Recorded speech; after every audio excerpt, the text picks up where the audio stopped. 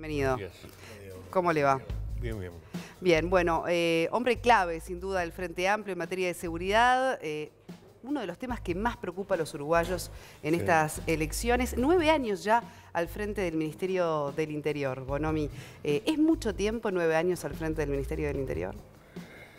No sé, quizá tenga sus desventajas y tenga sus ventajas. Cuando hablan de quién está al frente de la selección, lo ponen como una ventaja el proceso que pudo llevar adelante durante todo ese tiempo. Y esas ventajas aparecen en el Ministerio del Interior, que tiene también como contrapartida que produce un desgaste. Y también en lo personal, entonces uno puede considerar que yo mismo, que es mucho, pero el proceso de transformación de la policía que se hizo no se puede hacer en poco tiempo.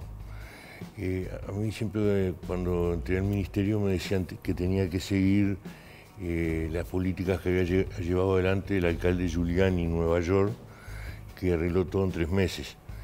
Giuliani ya no era alcalde en ese momento, pero sí había asesores de él, que fueron los que le llevaron adelante esa política, que era el profesor Lauren Sherman y el comisionado Bratton, que era el jefe de policía. Con los dos hablamos, y los dos me dijeron, no es cierto, no arreglamos nada en 3 meses. Nos llevó 5 años combatir la corrupción en la policía más corrupta del mundo, que era la policía de Nueva York. Y recién en los segundos 5 años empezamos un proceso. Bueno, nosotros para hacer algo acá tuvimos que plantearnos cambiar la policía. Y yo creo que cambió. Yo creo que cambió. Ministro, todo proceso, aún el de Tabares, tiene que estar acompañado de resultados. Si hablamos, por ejemplo, de la meta de bajar las rapiñas, eso hasta ahora no se ha conseguido. No. A ustedes les quedan algunos meses de No, pero no de lo vamos a gestión. conseguir. ¿No lo van a conseguir? No, no lo vamos a conseguir. ¿Por qué las rapiñas no se puede disminuir? No, se puede. Yo creo que las rapiñas ahora empezaron a bajar de nuevo y yo creo que van a seguir bajando. Pero no va a llegar a la meta del 30%. Eso se podía haber hecho. Nosotros empezamos el proceso en abril del 2016. Nosotros cuando dijimos la meta, sí, pero cuando esté vigente el nuevo presupuesto, que no es 2015, sino 2016. Y en octubre del 2017 habíamos bajado un 13,5% las rapiñas, que no es poco. Y ahí empieza a funcionar el nuevo código del proceso, que nosotros apoyamos, que yo creo que es un buen código, pero que tuvo problemas. Y en poco tiempo, en dos meses, la baja, que estaba en 13,5, pasó a ser del 7%, una baja del 7%. Y en el 2018 se dispararon. Eso se empieza a corregir a mediados del 2018 con correcciones que se le hicieron en el Parlamento. Se corrigió la ley. Y yo creo que empezó en ese momento, ahora nuevamente tenemos la cantidad de personas privadas de libertad que teníamos en octubre del 2017. Ahora, en el primer semestre volvieron a subir. No. Sí, volvieron a subir. Las rapiñas volvieron a subir casi un 9%. Sí, volvieron a subir, pero volvieron a subir. Los primeros 2 meses un 25% subieron.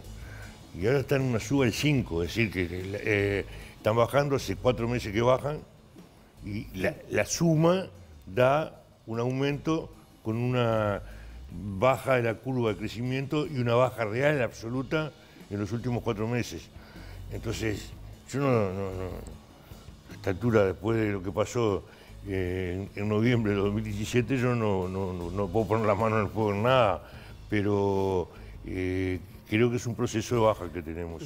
Ahora, ministro, obviamente que estamos en plena campaña electoral y la seguridad, como decía Sol, es uno de los grandes temas de preocupación. En la campaña anterior también. Sí, y ahí hubo una promesa de esta. Y en la anterior también. Claro. Desde el 2008 es la principal preocupación. ¿Pero fue un error la promesa entonces de bajar las rapiñas un 30%? Yo creo que no sé si fue un error, no lo pudimos cumplir, pero creo que era posible. El presidente, cuando estableció ese compromiso, nos consultó si era posible y le dijimos, es posible en determinadas condiciones. Esas condiciones eran las que me refería, de una mejora del presupuesto. Se dio la mejora del presupuesto. Lo que no tuvimos en cuenta en ese momento fue el nuevo Código del Proceso, que nosotros cuando nos reunimos un poco antes de que se pusiera en marcha con el ministro de Justicia de Austria, que se reunió el fiscal de corte, ministro de Interior, ministra de Educación y Cultura, que no fue ella, fue el que se encarga del tema fiscalía en el ministerio. El fiscal austriaco nos dice, le van a subir los delitos. ¿Pero no por qué? van a ¿Porque bajar. quedan libres con el nuevo Código del Proceso No. Penal? ¿Porque no van presos? ¿Qué es lo que Hay digamos? varias Porque si no cosas. la gente, asociar una rapiña con el nuevo Código del Proceso Penal, ¿cómo ligamos una cosa con otra? Bueno, lo que él nos decía es que acá se estaba estudiando la cosa como si lo que se necesitaban fueran más jueces, y no se necesitan más jueces, van a sobrar jueces. En Austria sobraron jueces que hubo que cambiarle la función. Lo que van a faltar son fiscales. Y la pregunta concreta, esta última, que es buena, es, sí, quedó gente libre, porque en el código anterior existía la prisión preventiva. Entonces, cuando uno le decían, cometió rapiña, y ya iba preso. Después capaz que demoraban 7 años en hacer el juicio. Cuando le hacían el juicio, le daban 5 años, o sea, tuvo 2 más de lo que tenía que haber estado. O capaz que fue inocente. Y como ese era un exceso, se pusieron algunas contrapartidas que operaran en contra, que era la libertad anticipada. Claro. Entonces, el nuevo código no pone prisión preventiva y mantiene la libertad anticipada. Ahora, Entonces, alguien cae por rapiña, homicidio, por delitos graves, y no tiene prisión preventiva, espera en libertad. Y esto, de alguna manera, decían, para que la gente entienda, es como en las películas norteamericanas que nosotros vemos. Hay un delito grave, entonces no hay prisión preventiva, Ministro. pero hay que pagar fianza. Entonces le piden una fianza alta cuando el delito es grave, y la persona, si no la paga, queda en prisión preventiva. Pero esto déjeme terminar, porque la pregunta es importante contestarla bien. Y nosotros en pocos meses, 2 o 3 meses, tuvimos 1.400 personas privadas de libertad menos. Pero no menos porque salieron los que estaban en condiciones de salir, sino porque no entraron a la cárcel los que tenían que haber entrado porque estaban cometiendo delitos graves. Ese es el problema. hay gente que tiene la teoría que desde hace 1 año y medio, 2 años, empezaron a operar en Uruguay bandas narcotraficantes que antes no miraban con atención la ruta uruguaya de la droga. Algunas medidas adoptadas en Argentina, otras en Paraguay. Se habla mucho de la teoría del globo, esto de que si uno aprieta los controles en un lado, se desplaza hacia otro, y que eso puede ser parte, por ejemplo, de la explicación de los homicidios en nuestro país, que el año pasado tuvieron un incremento exponencial, de los grandes cargamentos de droga que salen del Uruguay, y a su vez también, ¿por qué no? Porque esos grupos narcotraficantes tienen que tener su pata logística en nuestro país de las rapiñas y de los hechos de violencia.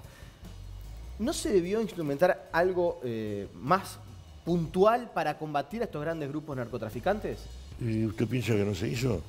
No, le estoy Porque yo creo que no es cierto que entraron hace 1 año y medio. Acá están de la década del 90. Yo creo que cuando entra la pasta base del Uruguay, todo el mundo asocia con que entró en 2002. No, la pasta base del Uruguay entró en el 97, el 98. Lo que pasa es que no entraba para consumirla, entraba como parte del proceso de la producción de la cocaína.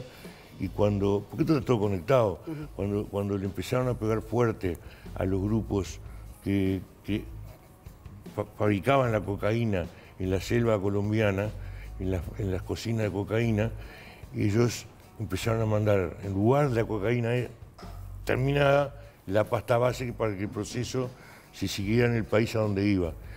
Y así funcionó en Uruguay del 97, 98 hasta el 2002. En el 2002, los grupos narcotraficantes, que como todo importador aún de droga, pagaban dólares y pagaba mitad contado y mitad después del consumo. En 2002, cuando en Uruguay el dólar pasa de 11 pesos a 36 pesos, ellos quedan con unas deudas enormes, que a diferencia de un almacenero, ellos robaban para pagar la deuda. Y además evitaron toda la parte cara de transformarla en cocaína y la empezaron a vender como pasta base fumable. Eso es en el 2002. Entonces, ¿cómo me van a decir que entraron hace un año y medio? Y del 2002 la pasta base empezó a hacer estragos. Es cierto, lo que sí es cierto es que hay una relación entre el consumo de droga y los delitos. Porque el que consume pasta base necesita consumir mucho más que el que consume otra droga. Claro. Entonces está continuamente necesitando comprar y para eso roba. Ministro, tenemos poco tiempo, tiene el Consejo de Ministros en minutos nada más. Estamos en año electoral. Queremos también una opinión sobre todas las propuestas en materia de seguridad que se están poniendo sobre la mesa, sobre todo por parte de la oposición, donde llueven las críticas a su gestión. Y hay nuevas propuestas. ¿Usted las ha leído? ¿Hay alguna con la que está de acuerdo y quizás por otro tipo de situaciones usted no las pudo concretar durante su gestión, pero que concuerda, por ejemplo, de que es una buena medida o sería una buena medida? ¿Qué opina de las propuestas de la oposición? Bueno, hay distintas y contradictorias. Por ejemplo, la primera que empecé respetando, aunque no compartiendo para nada, fue la que hizo el senador Larrañaga, porque en lugar de hacer la crítica hizo una propuesta. Yo no comparto la propuesta, pero es una propuesta. Después están la del senador Lacalle, que es una marcha atrás en todo lo que se ha hecho, plantea fortalecer las comisarías y en detrimento de las zonas y volver a algunas cosas que nosotros cambiamos. Talvi también está un poco alineado con eso de las comisarías. No,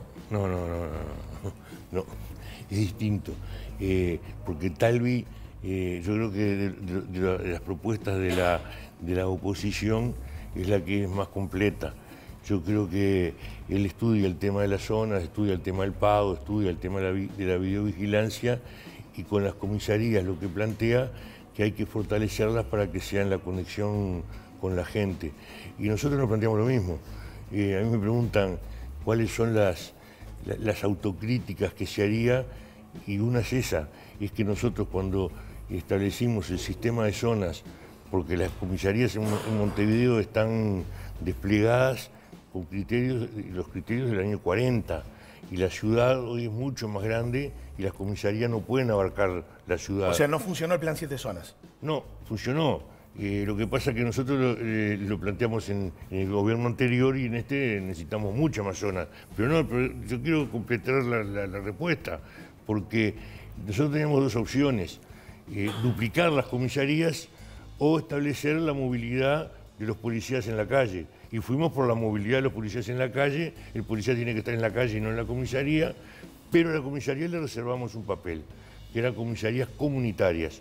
El papel del policía en la comisaría tenía que estar al servicio de la gente, no solo en la cuestión represiva, sino hablar con los comerciantes, hablar con los vecinos, cuáles son los problemas de la zona.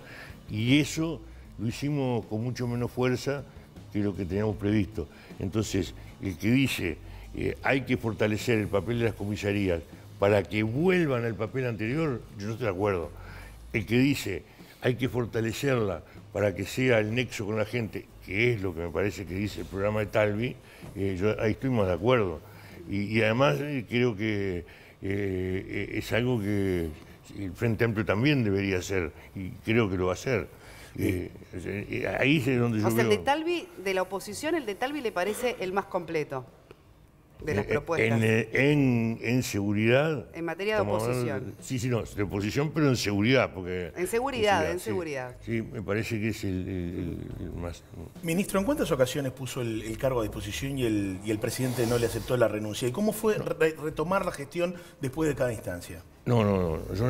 Vamos a aclarar, porque esto se produce a partir de una nota periodística que me parece que se interpreta mal.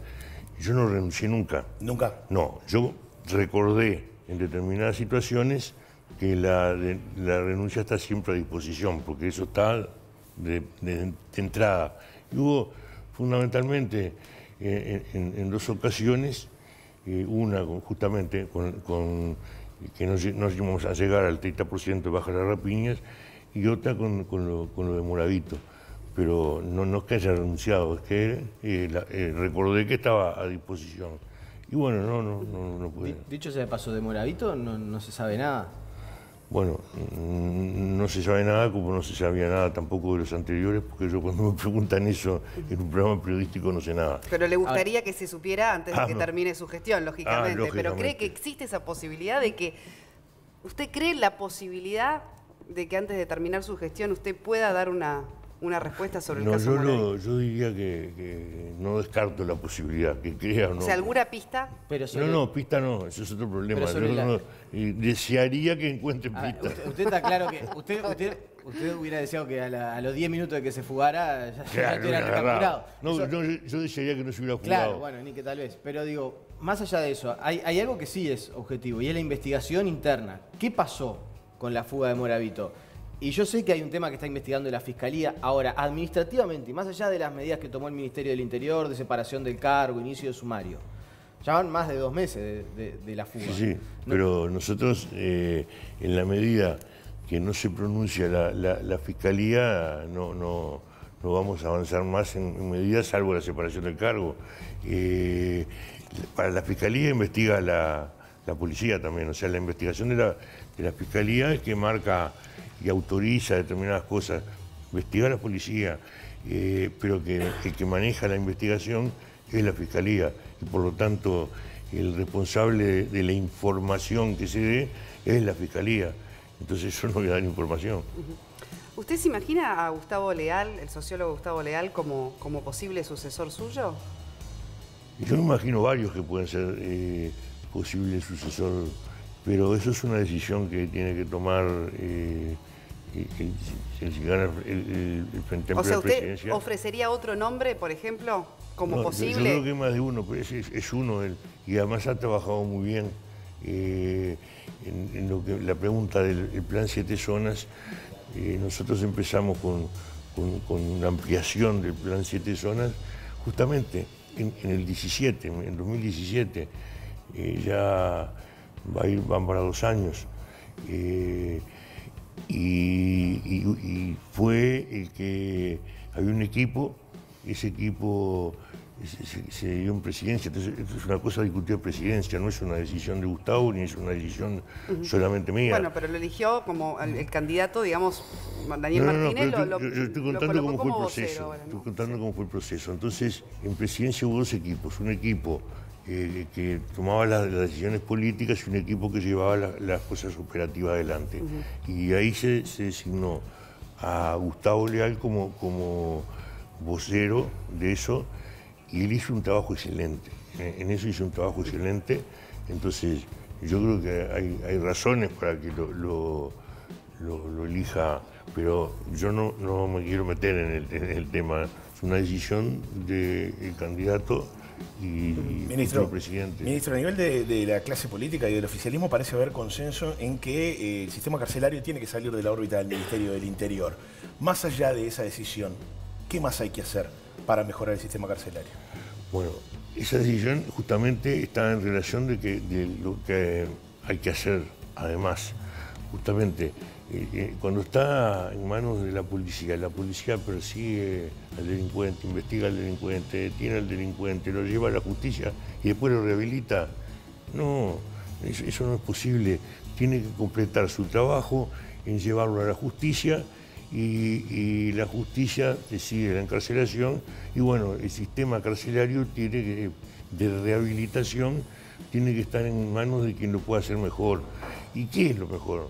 Y lo mejor es cambiar la cabeza de que hay que agarrar atajos para vivir mejor, en lugar de las 8 horas agarrar un revólver y agarrar la disciplina de las 8 horas o del estudio para aportar a la sociedad.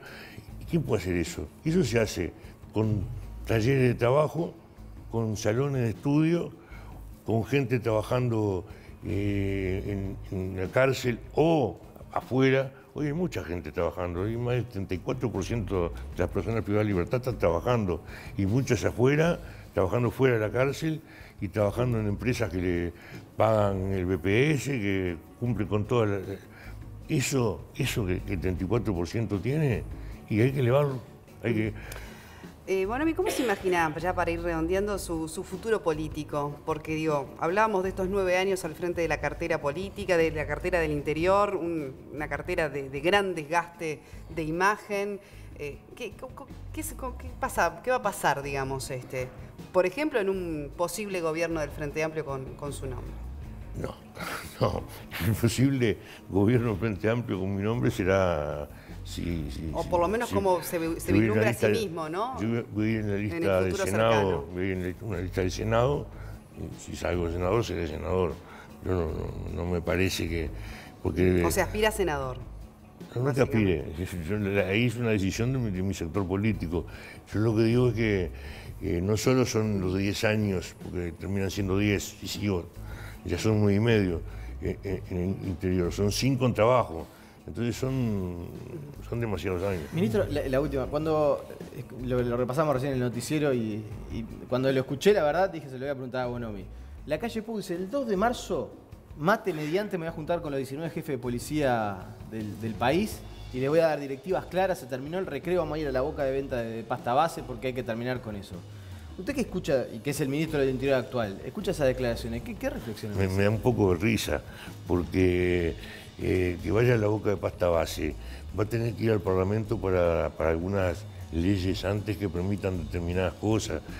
Cuando la gente dice, sí, todos sabemos dónde están las bocas, la policía también sabe, tiene razón. El problema es que el que está en la boca sabe que de día no puede funcionar la boca, porque si entra en un allanamiento, le encuentra la cosa y va preso. Entonces la policía va de día. La mejor forma, y pasó durante mucho tiempo, la mejor forma de que una boca siguiera funcionando es que cuando el vecino le dijera a la policía hay una boca, la policía entrara de mañana. Entrara de mañana con autorización del juez, ¿no? El juez autorizaba el allanamiento, no contaba nada. ¿Pero usted entonces está a favor del allanamiento nocturno? No exactamente. Yo lo que digo es que el senador Larrañaga lo plantea como un cambio de la Constitución. Yo creo que hay que hacer una modificación, una interpretación de la ley que permita diferenciar bien claro lo que es el hogar como sagrado inviolable, que es lo que protege la Constitución, y en un comercio.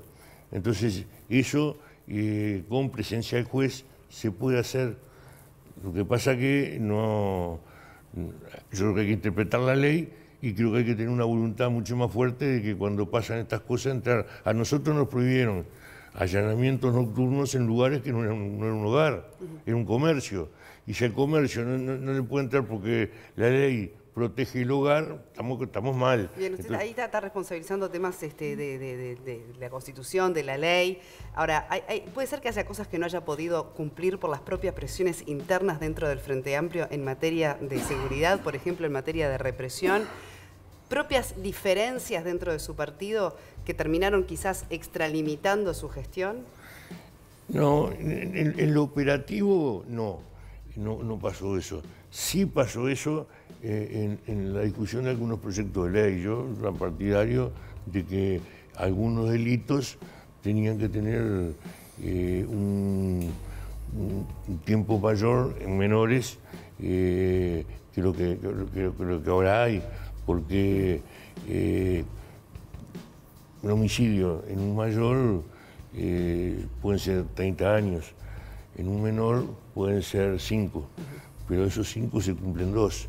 Entonces, alguien que a los 17 años mató 3 veces, a mí no me Esa fue una diferencia con su propio partido, y sí, por lo pronto. Sí, nosotros presentamos un proyecto de ley junto con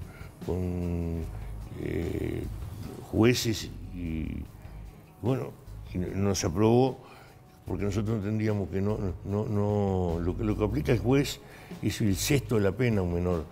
Y bueno, una cosa es cuando se establece un código que el menor tenía algunos excesos y otra cosa cuando el menor forma parte de una banda delictiva que le hace hacer determinadas tareas porque es menor, entonces ahí uno tiene que mirarlo un poquito mejor y dividir, es el cesto de la pena, no, tiene que tener en algunos delitos por lo menos, y el homicidio es clarísimo, secuestro, copamiento, rapiña.